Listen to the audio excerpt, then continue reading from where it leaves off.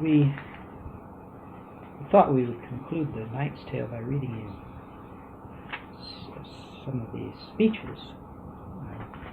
I said last time that there are a lot of speeches in Chaucer, and modern readers sometimes don't read them. They pay no attention. They skip them because they're very long. And they are characteristic of Chaucer, and they're all, I was making the point last time, that they are very, very remarkable speeches. I think we went on to say, we talked a good deal, I think we were talking near the end about what a marvelous facility for language all of these people have. They're marvelous storytellers, and they're also marvelous rhetoricians. They can deliver a speech so that they're worth paying some attention to. At the end of the Knight's Tale, Arcite, one of the young squires, is killed when his horse falls, and he delivers a dying speech, long speech. It's Palamon. I'm sorry. No, I don't know which did you say. I said Arcite. We've done this every year of our teaching career, haven't we? That is, these two young men are interchangeably lovable, and it's impossible to straighten out. I was just looking at the text, and it says, "And Palamon, that was his cousin dear, then said he thus, as ye shall after hear." Quotation marks. Now that is the actual beginning. Arcita Uh-oh. D, for which he sendeth after Emily, and Palamon, that was his cousin dear, period. Then said he thus, and ye shall after hear. The he refers back, not as we would ordinarily expect to Palamon, but to Arcite. Oh, see, I have that underlined, and that's a mistake. Yeah, it's so it's Arcite or Arcita. You can pronounce it 100 different ways. Yeah. Every single time I know we've disputed this, and I'm sure I've always been wrong, but I'm sure I can't always been wrong because I'm sure I've been on both sides. I've never been able to straighten out which. Neither have I. That's why I wrote it. I've got it written up in the margin. See, well, death of Arcite, and then on the next page it says dying speech of Arcite. I wrote it down because I knew I was in danger of forgetting it. It's a big long Latinical sentence. Yeah, and the thing is, and I picked up the last noun, and that's a mistake, isn't it? Because in English, it's one of the strict rules of English to have pronoun references to the last noun. You know, right, but Chaucer pays no attention. He doesn't. You're absolutely right. He doesn't pay any attention. As I looked at the whole clause, it says, "For which he sendeth after Emily and Palamon." That is, he sent after. Yeah. That is, he called, the dying man called him. And I have that underlined as the subject of the sentence, which it is not. Okay, I'm going to leave it there as a penance. And if this ever comes up again, I'm sure I'll make the same mistake. Okay, so it's Arcite. We sometimes call him Arcite because Chaucer moves the scansion to suit the scansion of his line, or even Arcita sometimes too, which changes it to suit the sound he wants and the meter and the accent and all of that. Not only was his grammar flexible, but his pronunciation was very flexible and indeed. His spelling is very, very flexible. Well, that's anarchic. Yeah. I mean, there doesn't seem to be any reason sometimes for the spelling. There's a sort of reason for the pronunciation because it balances out the dump of the line. Yeah. But the spelling doesn't seem to have any reason at all. He just didn't know how to spell. But then, on the other hand, look, he didn't write these manuscripts. They were rewritten by scribes. Well, of course, I think that people, it's certainly true that people in Chaucer's day paid very little attention to such things as spelling in English. Now, I suppose in Latin they were more fussy. Not so, you say? Certainly not medieval Latin. Yeah. Yeah, well, again, you get... I don't know how to spell medieval Latin, so I you get total differences, even within the same page. Yeah. The same word will be spelled differently. Yeah. No, they were careless. It's only with printing Yeah. that we have become careful, in the full sense of that word, Proofreading. Yeah.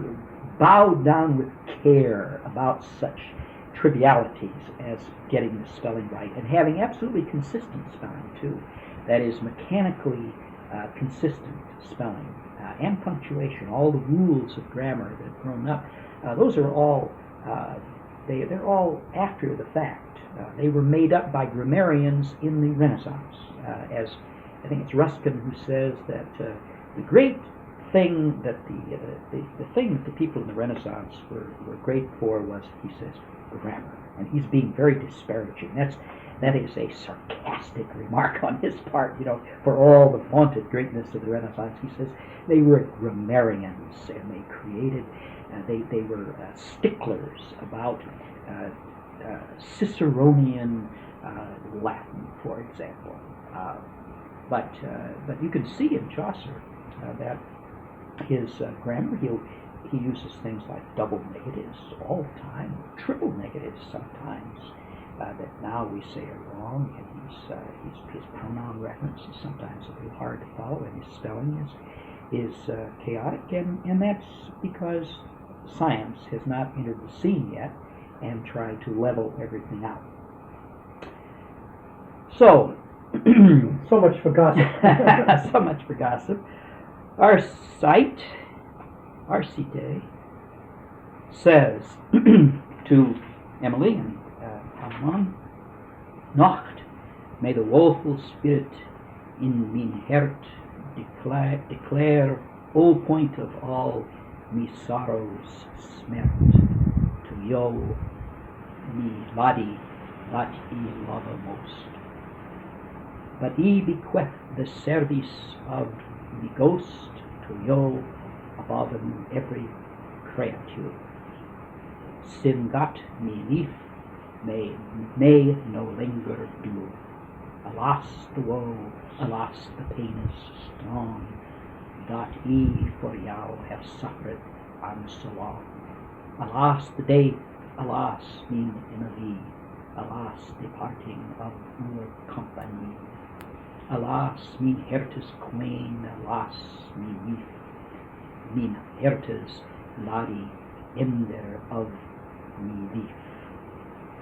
What is this world that asketh men to have, now with his love, now with his cold grave, alone without me any company. Farewell, me sweetful mein Emily, and soft attack me in your arms tway, for love of God, and heart me what ye say. I'll just pause there. He goes on to address Palamon. Perhaps we ought to go back over that again. Yeah. It's worth a line-by-line commentary. One of the things that struck me this time, and it's obvious, I'm sure it would strike anybody even on first reading, or especially on first reading, is the repetition of the word alas. Alas, alas, alas, alas, alas. You could go down there and count them. 1, 2, 3, 4. It seems like 20 times. 5. Is it 5? There 6. I go again.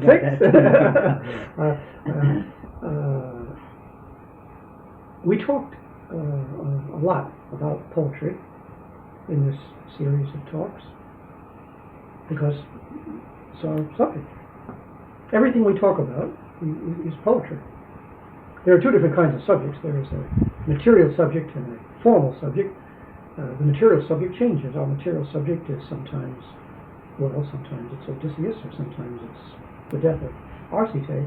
But our formal subject is always poetry, as we look at everything from the point of view of poetry. So we've made a lot of statements about it. And one of the things we've said is that poetry has its own words. Now, rhetoric borrows those words. I don't think science ever does, but at least rhetoric does. Words like O, and you can spell it O, or you can spell it OH, or you can change it a little and it becomes ah, same word in a slightly different mode. or you could even change it to a, or I guess if you want to speak Yiddish, you can change it to oi. I think it must be the same word in Hebrew or whatever that oi derived from. Well, there are other words that they're exclamatory words. They're all short. Another one is lo. Lo. I think we mentioned it when we were talking about when we were reading the Bible, because it's a word. Behold, etche. It's very. That's a word of poetry. They're all, and they are all. I think they're all exclamations. Right? Every one of those sentences. Alas, the day. And alas is one of them. We hadn't mentioned alas before, but it's one of the poetic words. It has no meaning.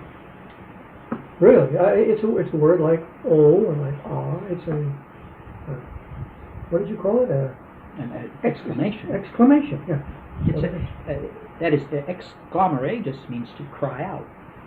I was reading something where St. Thomas is talking about a song, and I can't remember the word that he used. It wasn't exclamare, but it was a word exactly like that. He said it's a kind of bursting forth, he says, of the voice. And that's exactly right. It's something that escapes you almost against your will. You don't think about it. When someone looks at something beautiful or something startling, they will just exclaim and say, "Oh!" Or they may say something like, "How beautiful!"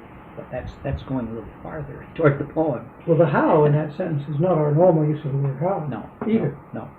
That's the exclamatory use of it. It isn't the same as how are you or how do you do it. No. It's not a question. It's a kind of an outpouring of some emotion and some recognition, something that you've seen or something that you recognize. It's almost pure voice. Yeah. It's almost a reduction of language to the voice itself. Yeah. You were saying that the voice cries out. It's almost as if the voice is nothing but the voice. It just kind of bursts from this sound. People groan. They say, "Oh," they groan. You hear that a lot too in plays, especially. People sigh, where they sigh. One of the things about poetry too is that all songs are sad songs. Not just some songs, but all songs. Especially joyful songs, which is, of course, a play, a paradox, a play of words, but the most joyous songs are always tinged with this sadness. We talked a lot about sadness in Virgil, and we talked about the Virgilian temper, but in doing so, we were praising Virgil as the prince of poets. That is, insofar as Virgil is sad, Virgil is the paradigm of all poetry. All poetry is sad. You can see it in the gayest songs. You can see it even in the bawdy songs. Chaucer has a lot of stuff which is vulgar anyway, or bawdy, and yet even there it's always tinged with a certain sadness. Oh, we often quote that. Alas. A song of Shakespeare's, "What is love? 'Tis not hereafter. Present mirth hath present laughter." Well, what he's saying is that you ought to seize the day, because love only comes at the present time. But that's very sad to say that. He says, "Come and kiss me, sweet and 20. Useless stuff will not endure." You get that sad in the next line. Oh dear, that's really heartbreaking. It's heartbreaking. It's heartbreaking. And all joy is heartbreaking. That is earthly joy. And it's precisely because of that transiency that the poet always. We've said this before. I think we were talking about this. I can't remember. Maybe it was when we were talking about Chaucer. That constant awareness of the transiency of everything that is beautiful and everything that's good. So there is always the mixture of joy and sadness. So that he begins. He doesn't. It's in the middle of the speech, but when he really gets going, he says, "Since that my life may no longer dure," and then the song really begins. I think that is he calls Palamon and Emily to his side, and he says, "Now I want to tell you something," and now he says what it is. Since I'm going to die, since my life will endure no longer. The song then begins on the word alas. Alas, not me lief, and alas, well, so the first one is alas the woe, lost the pain, and so it goes. I lost the. You counted 6 of them. Well, that is a marvelous word. Again, it's spelt in different ways, but there it is. Alas, alas. If we wanted to reduce poetry to a word, we could reduce it to... Just what I was going to say. Exactly. You just reduce all poetry to say alas. That says it all, as they say. Although it presupposes lo, or hark, which is another one. Hark is another one. Because if you don't look yeah. and you don't listen, I suppose hark means listen. Yeah. And lo means look. Look. So if you don't look and listen, well, of course, you won't say alas because you won't see it. You won't have anything to say alas about. But so all these words are necessarily joined. I think you could make a funny little jingle if you were a genius. Just a whole poem out of those words alone. Yes. Good idea. As a matter of fact, our old friend Walter Miller always does that. I was trying to remember the lines of the poem. Yeah. It's one where he goes through the parts of the body, and they all have words. He says, the senses. something bids I see, and I bids ear hark or listen, and so forth. He uses exactly those kinds of words. It's just the lines are about 4 syllables long in that poem. He almost does it. He almost hits off. I don't think he happens to hit alas. I think he. No, he doesn't. He doesn't. No. Although again, it's there. The emotion is certainly there. But what a wonderful word that is. And Chaucer knows that, and so he's willing, as he always is. Chaucer is willing to be extravagant. He doesn't have much of the classical in him. That is what modern people mean by the classical. I'm not sure that Homer had all that much of the classical in him either. But the modern ideas of the classical as coming under the, what is it, the 14, or is it the 32 restraints?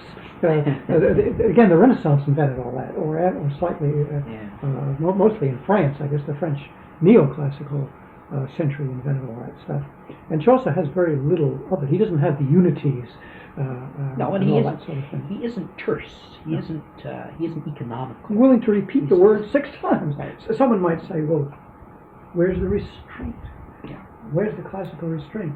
And I guess there's another poetic word Chaucer would have for that one. We sometimes spell it P-S-H-A-W. Shaw. I don't think he actually uses that word, does he? I don't think he does. I don't know again who first uses that, but that feeling is, well, he says no more of this. That's the phrase that Chaucer uses for that. Oh, come on, we say, enough of that. Why do we do that? That gesture of, it isn't a gesture of refutation, but of total dismissal. Just total dismissal. When someone doesn't understand poetry, when someone makes a prosaic response, then the poetic counter response is, oh, sure.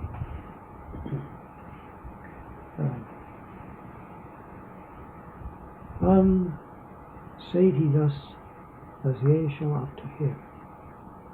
Nocht meager, woeful, spirit in mijn hart, declare, o point, of all my sorrows smerte, to you, my laddie, that I love most, but I bequeath the service of the ghost. Now, you had just said that Chaucer isn't terse. Of course, he is when he wants to be. He's capable of great compression. He's capable of great compression. We did mention this before. I remember you pointing this out just a few weeks ago. That Chaucer quotes proverbs. There's a lot of these terse sayings are not Chaucer's; they're proverbial sayings. But what a phrase that is! I bequeath the service of my ghost. Well, again, we better make sure. Let's translate that. He's dying. And he says to Emily, well, I don't have anything to leave you. I own nothing. At this point in his life, I don't think he even owns a horse. They've been in jail. That is, these young fellows had been arrested. They've been in prison for a couple of years. They have absolutely nothing. And you remember the circumstances of this death. Prince Theseus decides to end this ridiculous situation. He knows what wonderful young men they are, and so he gets them out of prison and says, look, one of you will marry Emily and the other one I'll set free, and I don't know what he specifically proposes. The other one can go on a journey. But we'll solve the problem by a joust. You fellows will, one of you will be on one side with a team, and the other will be on the other side, and you'll win or lose, Emily. So the point I wanted to make was at this point in their lives, they're riding on borrowed horses with borrowed lances and borrowed armor. When Arcite dies here, he has nothing at all. So he says to Emily, I will leave you. This is my last will and testament. I will leave you the service of my ghost. Oh, wow. Where did that phrase come from? That's inspiring.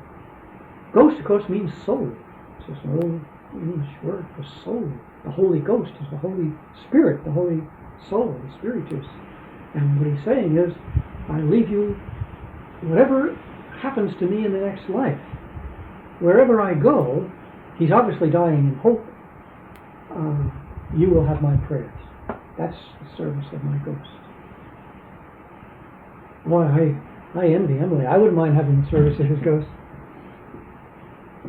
He says he must give her that because his life. He can't give her his life because he's dying.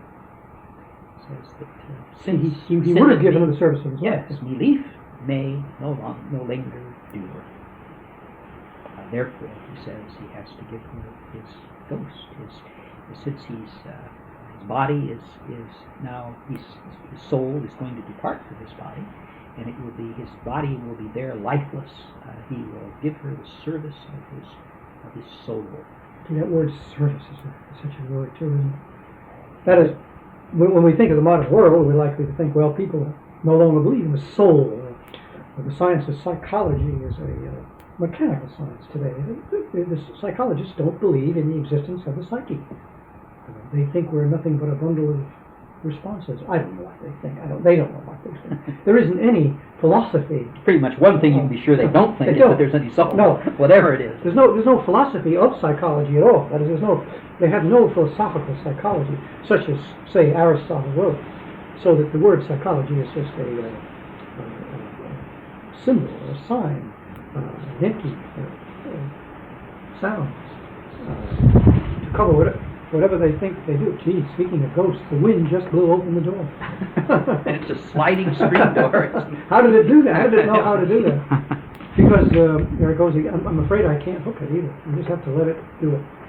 I know that's annoying. There's nothing worse than a little door like that. And it's a screen door, and bugs and so on could fly in. Although in this wind, I don't think they will. But it is prophetic that happened because we're talking about the word soul. The word Greek is psyche. The word he uses is ghost, the English word. I had just used the Latin word spiritus. And all of these do have to do with the wind, or breath. Another Greek word is pneuma. And pneuma is also the soul, which is the same as the pneumatic tire, they're filled with air. So they all have to do with the wind or the air. And I guess we don't know why. Again, that's a mystery. When you die, you breathe your last. Your soul goes out through your nose. You give up the ghost, give up as the they ghost. say. Give up the ghost.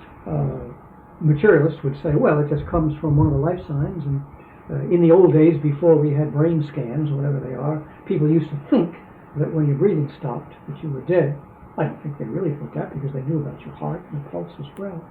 There is something about the spirit. In the famous phrase in the Bible about the spirit which bloweth where it listeth. Well, of course, God breathed man's soul into him at the creation. That's called the breath of life. That's how God created man, as he formed his body out of the earth, and then he breathed his own breath which is the image of God. Well, So it's an image. It's again an immaterial image of I mean, students in seminaries and colleges and graduate schools will study psychology, and some of them will even study some kind of philosophical psychology. And they'll talk about the psyche and talk about the soul and about its parts and about its divisions. But way back down here with poetry, we're talking about the elementary things. Sure, you can go on and make all those analyses of the soul. Great things, De Anima. Aristotle wrote a whole book called De Anima, and Thomas Aquinas had a commentary on it. And there is a tract in the Summa Theologica all about the soul and all about the parts of it, the importance of it. And those are great things that have been said about the thing.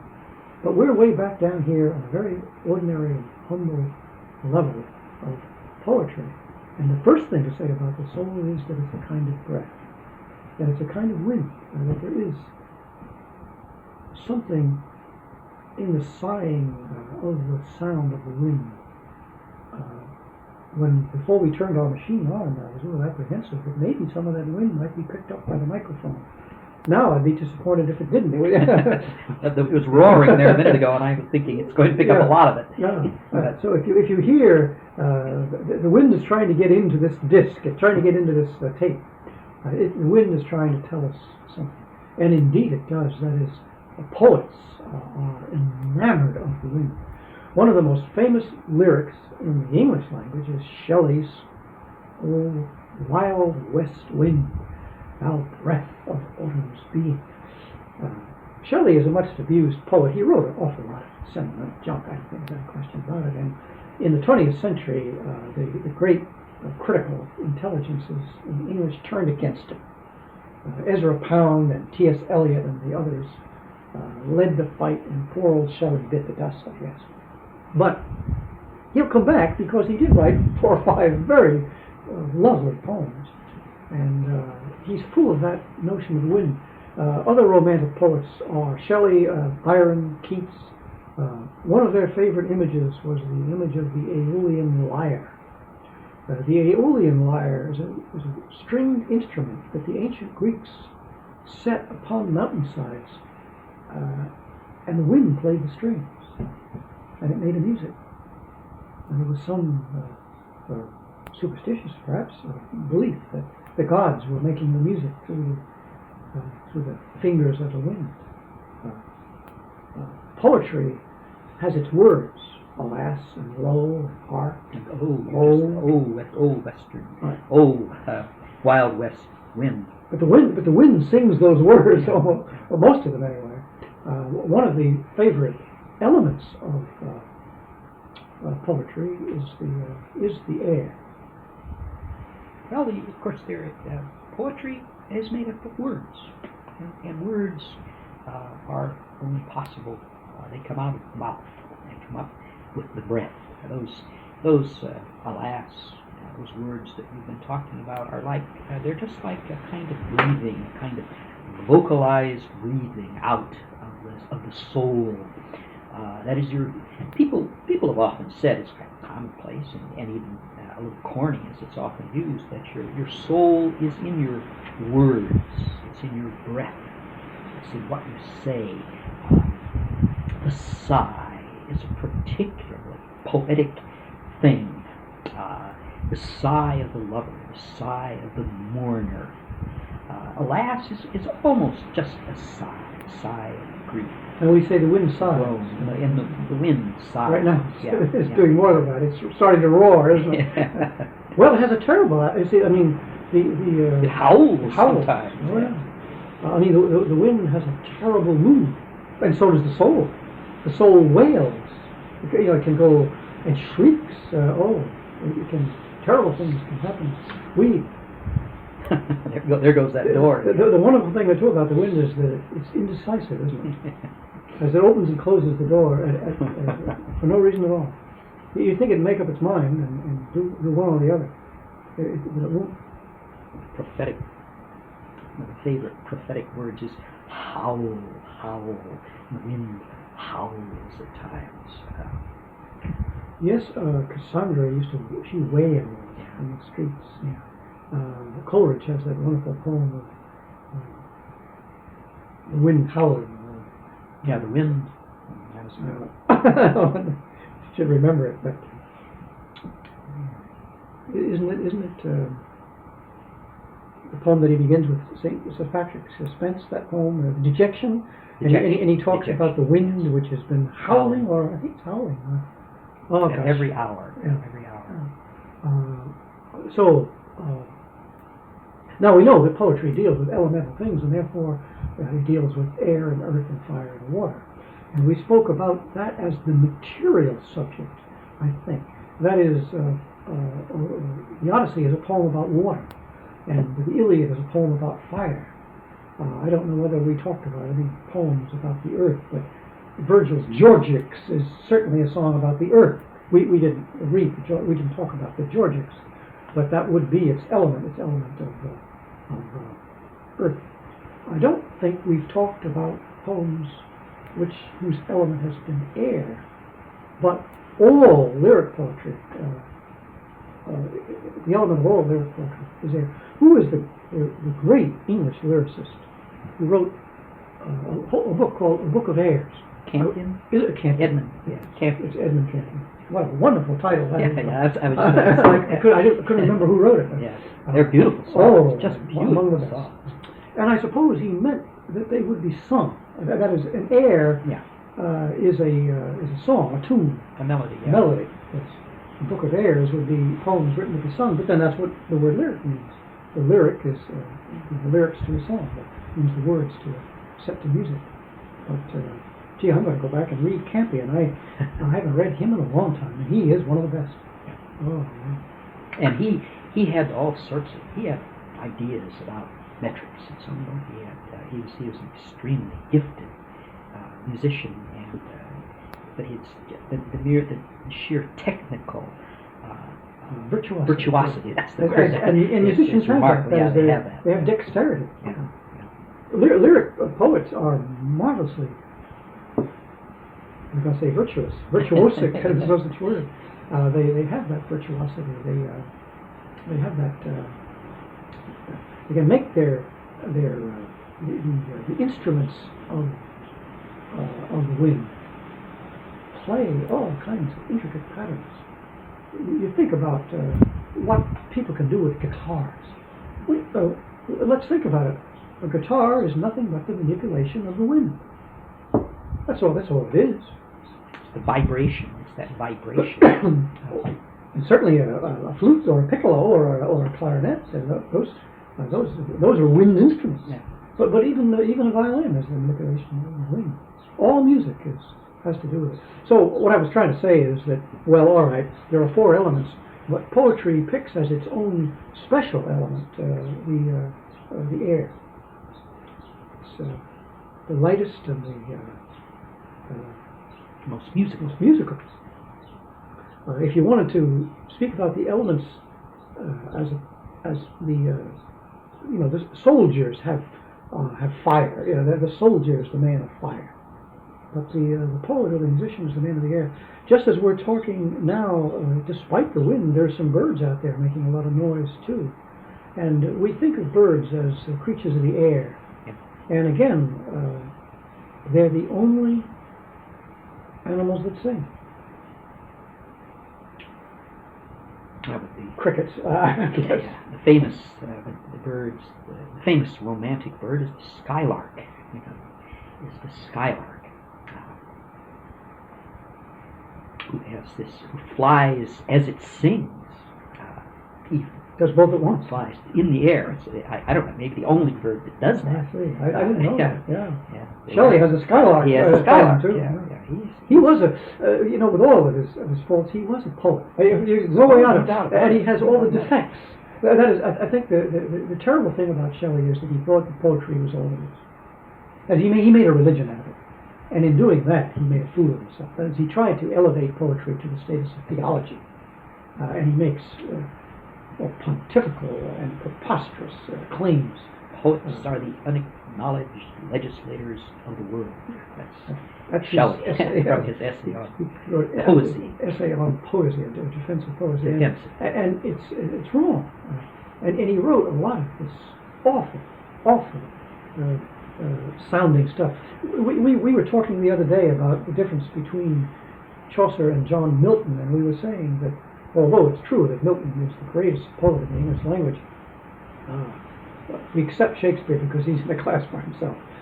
But just to take the poets, that Milton would be given the first place. But we did say, I think, didn't we, parenthetically, that he's full of an awful lot of noise, which is just unbearable. That is, it's arrogant. It takes upon itself, it arrogates to itself powers that it doesn't have. Yeah, he pontificates in verse. And Shelley, of course, is simply an imitator. Milton was, I think, childish sometimes, imitator of the greater poet. In that, where words like "oh" and "ah" and so on are carried up as if they were prophecy. Milton will tell you the meaning of life, of man's first disobedience and the fruit and all that sort of thing, and you say, well, that really is language that should only appear in the Bible. That is, poets don't have the power to do that. The thing about Chaucer's poetry is that it always has the human voice in it, and the very ordinary human voice too. It doesn't attempt to imitate the gods at all. It's always an imitation of the human voice in a given circumstance. It may be quite lofty at times, but it's always it has even a kind of you can hear the voice of the person who is doing the speaking. You can hear that particular voice there in that poetry. He never becomes a bard.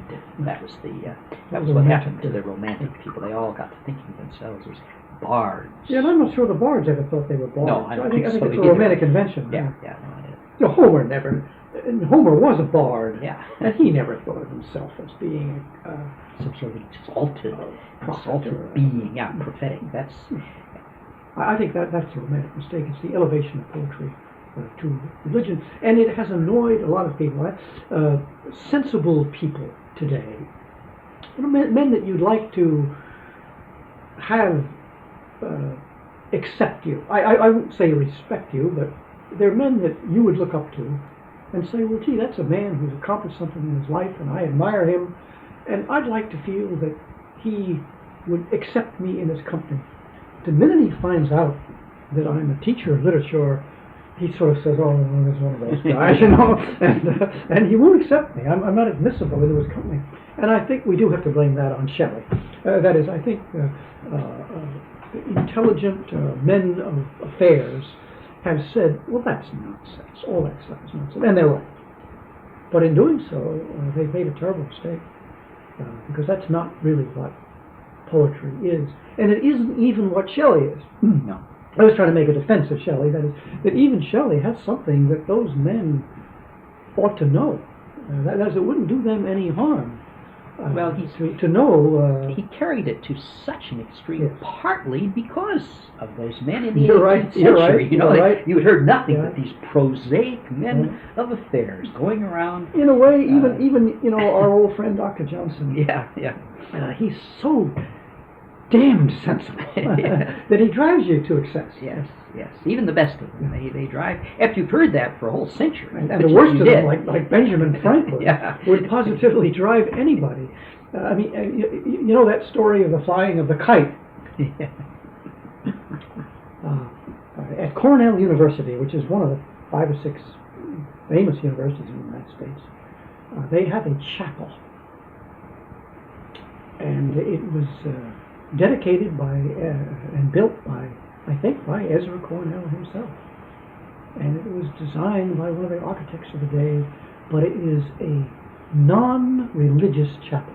And it's dedicated to science. And in the stained glass, one of the stained glass windows, there's a picture, and I just can't ever get it out of my mind, of Benjamin Franklin flying his kite. You go into that chapel, and we used to have to go into it because college events were conducted there, and though in those days they were required, that is, faculty members had to attend the baccalaureate service and all that kind of thing.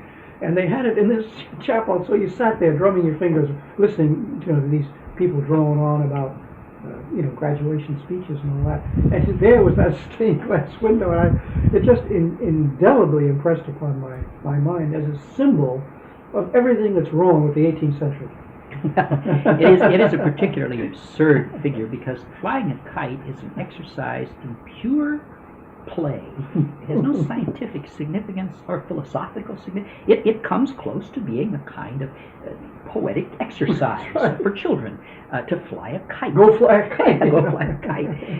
And to turn it into something solemn and serious and religious is the kind of height of absurdity. You remember the guy in David Copperfield who's always flying kites? Yeah, he's right. a marvelous character, but he's crazy. Yeah. He's crazy. He hasn't got all his buttons. Fly a kite, yeah. But so sure, Shelley said, well, then by golly, we'll turn to poetry. Well, he went too far. He went too far. Oh, he exaggerated it. All of that has to do with just a couple of words here. We were talking about his ghost. Service. Ghost, and we didn't talk about service. Yeah, we were talking about that at the end of the hour, and we were talking about subsidiarity. Oh, the last hour. Yes. The last hour. We were cut off right in the middle of a sentence. We were talking about the difference between a slave, as the word is used now, and service. The word servus in Latin, servus. It does mean slave. That's a perfectly good translation of it. But the word slave has come to have such negative. It's come to mean cruelty. We said this before last time, I know, and so you can't use it anymore. You can't use it in a favorable sense. But properly understood,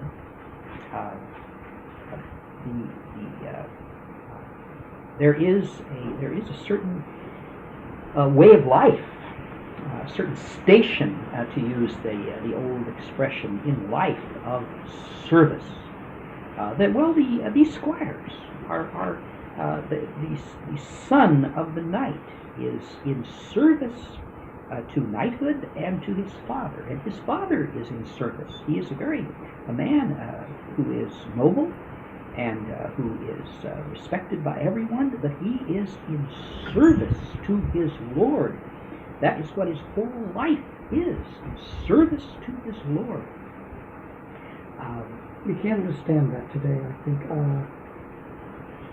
I mean, we as professors have studied the subject, and we therefore have a grasp of it from a philosophical point of view. But I don't think even we, that is any of us today. Well, there are no examples.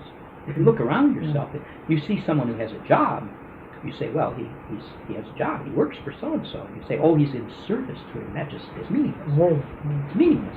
We have rights. I mean, the workers have a union, and they have the rights of the working class. I mean, to the contrary, they're not in service with him, they're in conflict with him.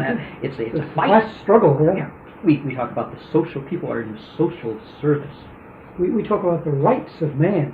Right now, we're celebrating in 1989 the 200th anniversary of the French Revolution, and just the day before yesterday happened to be storming of the Bastille, the July 14th, and so there's been a lot of stuff, even over here in the United States. I suppose in France it's just driven everybody crazy. Oh, fireworks every day. All over the place celebrating this 200th anniversary of one of the really dark moments in the history of man. Terrible. And some people still treat it that way. Margaret Thatcher didn't say that, but she darn near said she wasn't about to say that this was a great moment in history. She probably read Edmund Burke. She rather insulted. She insulted them. By gosh, God bless her. She really did. She all she talked about were the unfortunate results of the French Revolution. But one of them is that this is the complete loss of any idea of service. Of service. I mean, the rights of man, if you read those 17 articles and ponder them, it's pretty hard to do. I won't go that far. Let's just read them. One thing is clear. God does not exist. That is, there is no idea man as a servant of God. It's all the rights of man. Very, very clear. I mean, they give lip service to an abstract God of reason or something like that. But he's not the God of Abraham and the God of Isaac, and he's certainly not our Lord Jesus Christ. There is no personal commitment to do his will, but only to do our will. It's as if we took the Lord's Prayer and said, "My will be done on earth, as it will be in heaven, or if heaven exists." We were talking, certainly talking.